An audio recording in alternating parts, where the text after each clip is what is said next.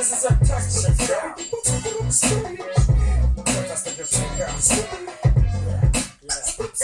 Vi är det tuffaste gutarna i denna gata. Det är så tufft när vi har flyttat på motor. Väntar i oss snabbt som en gojig potato. Skapar lite för många sjöfångar på ett taco. Hallå, mitt namn är Ronny, är det dags det är smurfing. På Rimmy och Rema 1000 driver vi med Buffy. Stilla var endaste morgonbörjade säga. Precis, snipp, snack på en annan odyssé.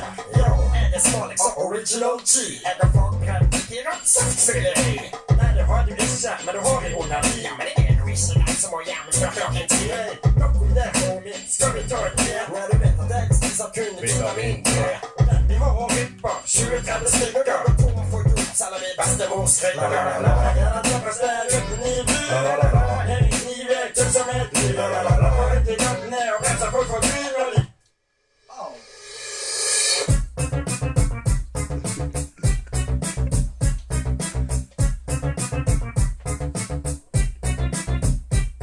Hade låade på bin, hade ölbrilla på. Trodde jag hade hand på en dag som var grå. Men vad fan var det som i sängen min då? I sängen min då, dagen ända på. Kunde ju inte tro på dag, så det var en kråka i sängen. En kråka i sängen! Jag löpte till badet och låste mig inne. Hoppade på en kråka och kunde fly och försvinna.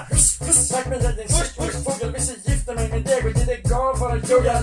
Hade lust att ringa konstnärer där. För på Pluto och Mi hade klockabyggare. Regn låg en klocka bunga. Med drit i räna, en skrålete tunga. Ja, klockan skulle äga den nog en morgon. Men att det istället för en liv koko. Det var kråko.